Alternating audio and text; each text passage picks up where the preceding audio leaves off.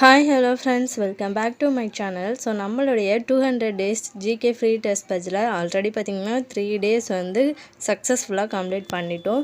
So அந்த 3 டேஸில் என்னென்ன டாபிக் நம்ம பார்த்துருக்கோம் அப்படின்னு பார்த்திங்கன்னா, சிந்து சமவெளி நாகரிகம் முடிச்சிட்டோம். அதே டைம் குப்தர்கள், தில்லி சுல்தான்கள் எல்லாமே வந்து நம்ம பார்த்துட்டோம். ஓகேங்களா?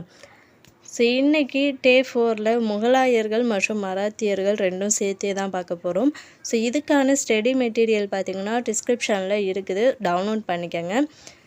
நீங்கள் இன்னும் இந்த 3 கிளாஸும் பார்க்கல, இல்லை நான் எந்த மெட்டீரியலுமே இன்னும் டவுன்லோட் பண்ணல, எந்த டெஸ்ட்டுமே நான் அட்டன் பண்ணி பார்க்கல அப்படின்னா மறக்காமல் டிஸ்கிரிப்ஷன்லேயே அந்த வீடியோவுக்கான லிங்க்கும் தரேன். ஸோ போயிட்டு பார்த்து எல்லா மெட்டீரியலுமே என்ன பண்ணுங்கள், டவுன்லோட் பண்ணி படித்து வச்சுக்கோங்க. ரொம்பவே யூஸ்ஃபுல்லாக இருக்கும்.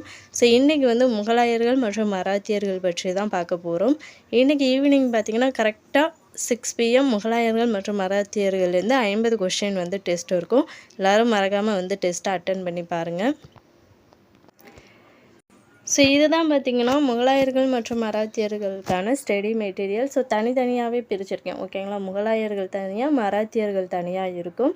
ஸோ மோஸ்ட் இம்பார்ட்டண்ட் பாயிண்ட்ஸ் எல்லாமே வந்து ஃபுல்லாகவே இந்த மெட்டீரியலில் கவர் ஆயிரும். ஸோ இருந்தாலும் நீங்கள் ஒன் டைம் புக்கை ஃபுல்லாக படிச்சிருங்க. படிச்சுட்டு அதுக்கப்புறமா இந்த மெட்டீரியலை வந்து படிங்க. நான் எப்போவுமே அதான் சொல்லுவேன். புக்கு தான் ஃபஸ்ட்டு மெயின். ஓகேங்களா? ஸோ அதுக்கப்புறம் தான் எந்த அகாடமி மெட்டீரியலாக இருந்தாலும் சரி, எந்த அகாடமி புக்ஸாக இருந்தாலும் சரி, முதல்ல புக்கை மெயினாக வந்து முடிச்சிடுங்க. ஸ்கூல் புக்கை மெயினாக முடிச்சிடுங்க. முடிச்சுட்டு அதுக்கப்புறமா இந்த மெட்டீரியலை வச்சு ரிவிஷன் பண்ணிக்கோங்க. ஸோ முகலாயர்கள்லேருந்து பார்த்திங்கன்னா டோட்டலாக இதில் மொத்தமாக டோட்டலாக ஒரு 25 பேஜஸ் இருக்குது.